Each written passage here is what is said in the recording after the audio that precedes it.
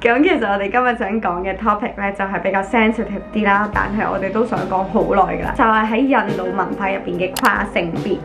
But intro first.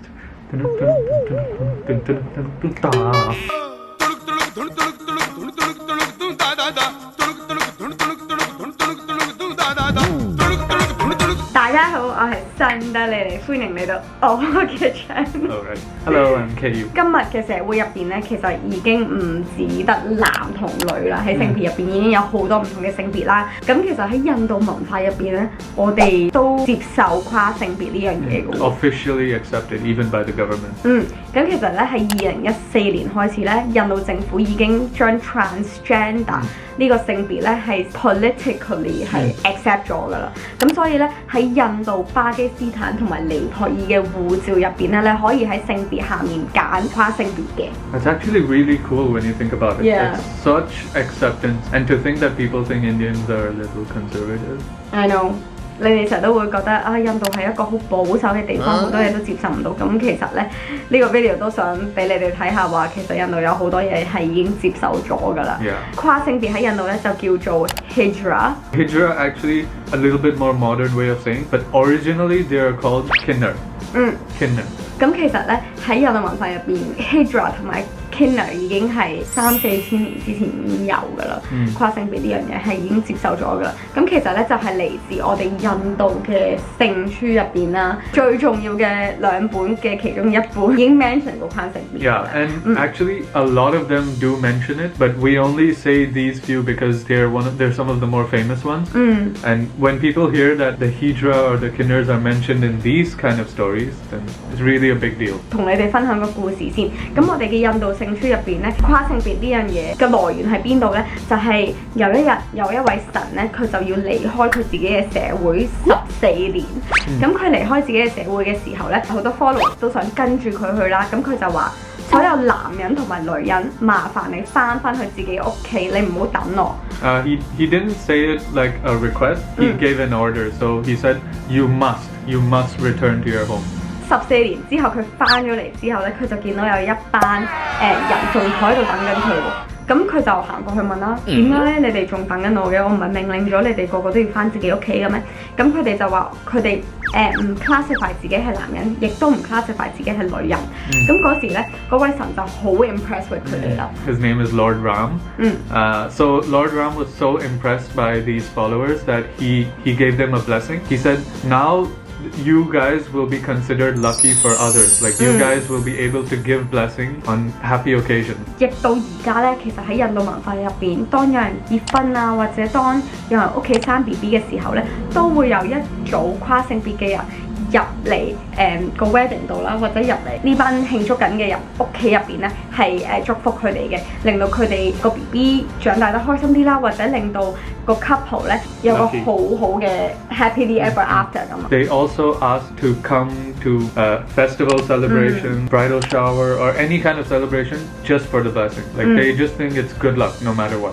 Kinnar 呢個字咧，其實我媽咪都有同我講過啦，其實係可以 translate 成 entertainer， 因為佢哋係好中意跳舞啦，同埋佢哋係好中意唱歌啦，所以如果你喺印度見到佢哋嘅話咧，佢哋多數都喺街會跳舞啊、唱歌啊，同埋佢哋係一定會着啲好彩色嘅衫嘅。Very colorful sarees, yeah. Whenever you will see them, whenever you research any video, if they show them in movies, they are always smiling, dancing, singing, smiling. They're always happy. So it's really, really beautiful. 係啊，咁所以我哋好多時咧，有啲咩開心嘅事咧，都會邀請佢哋得到佢哋嘅祝福嘅。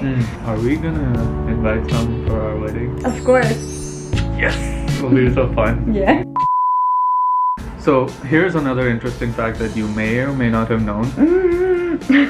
A lot of Indian gods, they turn themselves into a woman, or they turn themselves into the girl version of themselves. 係喎，即係其實印度嘅神咧，例如濕婆啦，會化身做好多唔同嘅神啦。咁其實咧，原來印度神咧有時都會話自己係冇分任何性別嘅，因為佢哋有時會化身成男或者化身成女嘅。哇，呢樣嘢幾特別。Yeah, so I feel like it may not be directly related, but Kinnars in that sense, that's why we always consider them as lucky or like blessed by God or those kind of things.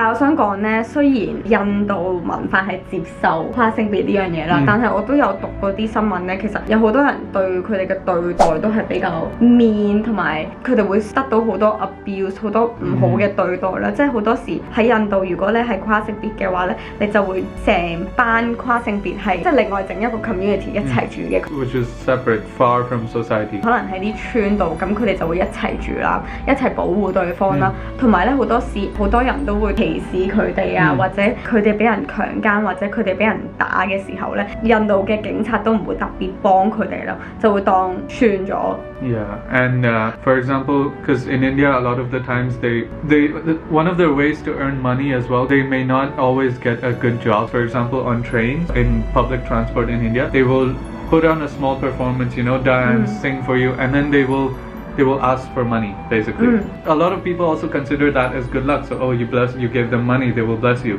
But unfortunately, a lot of people also just shoo them away. They're like, go away, you're annoying.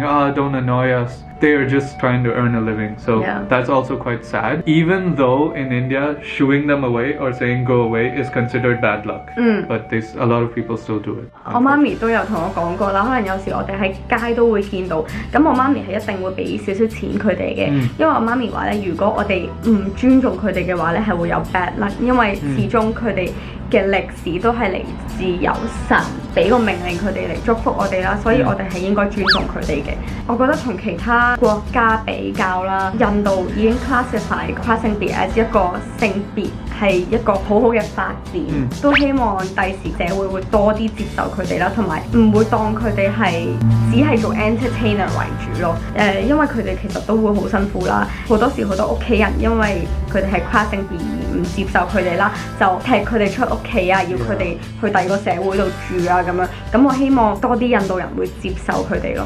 係啊，同埋佢哋其實咧個個都係好有心，同埋佢哋個個都係會遇到好多困難㗎。There's one global concept that I personally, and I think you agree as well, everyone needs to know, we're all just humans in the end. Like we aren't different from each other because of the way we think or the way we believe ourselves. Everyone in the end is just human beings. Why can't we get along? Why can't we accept others as well? 咁其實呢個少少嘅分享都想俾你哋知道，印度文化入邊都有跨性別啦，而佢哋係啲好 interesting 嘅人嚟嘅。咁如果你哋有興趣嘅話咧，你哋都可以喺 YouTube 睇多啲資料啦，或者如果你哋有咩問題咧，其實都可以喺 comment 問下我哋，我哋會盡量答你哋嘅。